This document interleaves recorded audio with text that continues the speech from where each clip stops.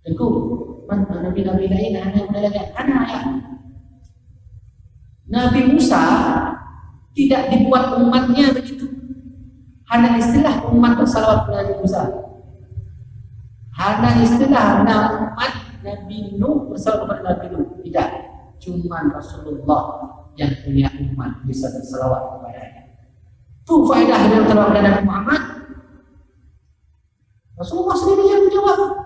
Fa inna salatakum ala maghfiratin min dhunubikum. Karena selawatmu kepada aku itu akan menghapus dosa-dosa.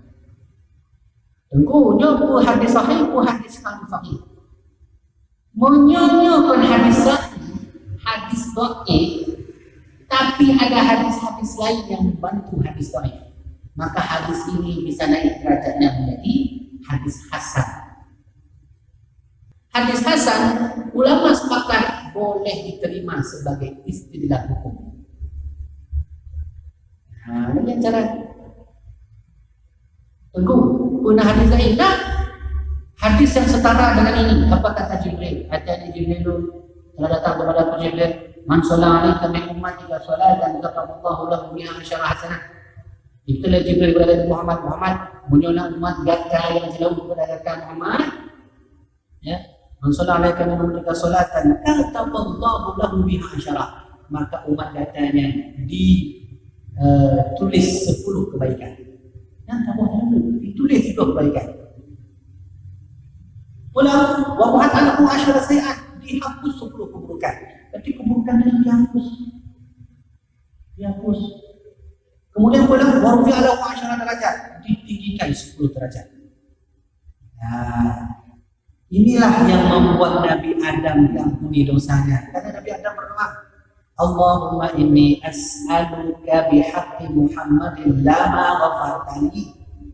Ya Allah, tatkala engkau mengampuni dosaku ya Allah, aku meminta kepadamu, Allahumma inni as'aluka bihaqqi Muhammadin. Aku meminta kepadamu dengan hak kebenaran Nabi Muhammad. Ini doa saya.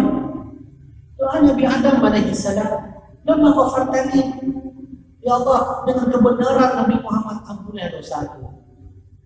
Sehingga waktunya Allah tanya, hai Adam, daripada demikian Nabi Muhammad.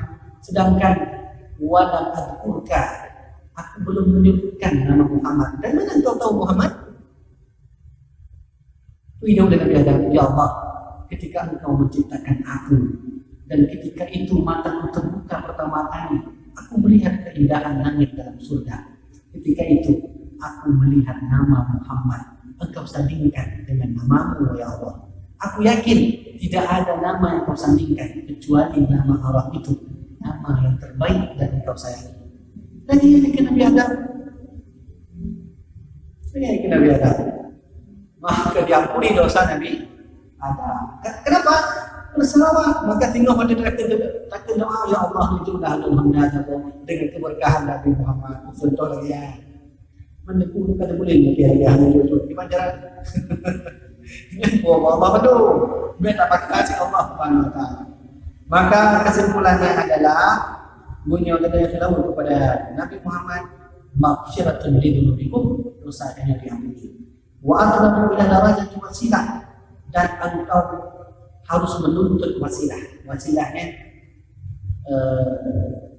perantara. Kadang-kadang ada tanya bila khabaratnya Nabi Mustafa sallallahu alaihi wasallam al-Fatihah itu wasilah. Jadi tengok punya bidang-bidang baca kitab, kita pun kerja, baca duduk, baca talawud Allahumma shalli ala sayyidina Muhammad. Karena itu kejadian ya, mulutnya baca talawud itu berkah ya Allah. Yang ayat-ayat sekalian, nanti ayat dari 4 muncul kitab dalam akhirat. Sejarah pertama kali terbit dari akhirat. Di akhirat, betul ya? Kitabnya malam Jumat yang mudah baca dalail. Yang sejarah pertama kali ini terbit dari akhiratnya. Yang pengarang dari akhirat berupa adalah terbit. Jadi tengku yang mengarang kitabnya dan tambah merah dan cok lumayan. Mintalah iya. Minta gini yang macam mana iya. Teruslah Nabi. Syekh, apa kerja? Bila boleh tak curi maya? Anak ni memperoleh Syekh, bandung jabat muda. Nabi itu dulu. Maka kita mulai betul Mbak Mon ni. Pergi baca ni kan? Itu bini. Yang lamon. Sehingga terkagum-kagum Syekh pengarang kitab dari khairat. Ditanya lah Nabi, wahai Nabi. Wahai Nabi. Tuan baca dulu waktu dalam monnya. Anak baca dulu. Sini jujur kan, kronologi Tuhan. Aku baca yang tiga ini itu. Hai Allah nak baca apa Syekh yang lu baca? Allahumma salli ala sayyidina Muhammad. Ini baca. Ini yang sehingga dah Syekh menangis siang malam Syekh itu terkagum-kagum dengan salawat pada Nabi Muhammad. Maka itu yang boleh kita. Nah, kitab itulah yang hari ini disebut kitab Dalail Khairat. Itu artinya bacaran dalil-dalil yang baik. Itu pun kitabnya memuji Nabi Muhammad. Jadi yang dalam pokok kisah orang yang mengalami kekeramahan salawat kepada Nabi Muhammad. Jadi sekalian demikian dapat disampaikan.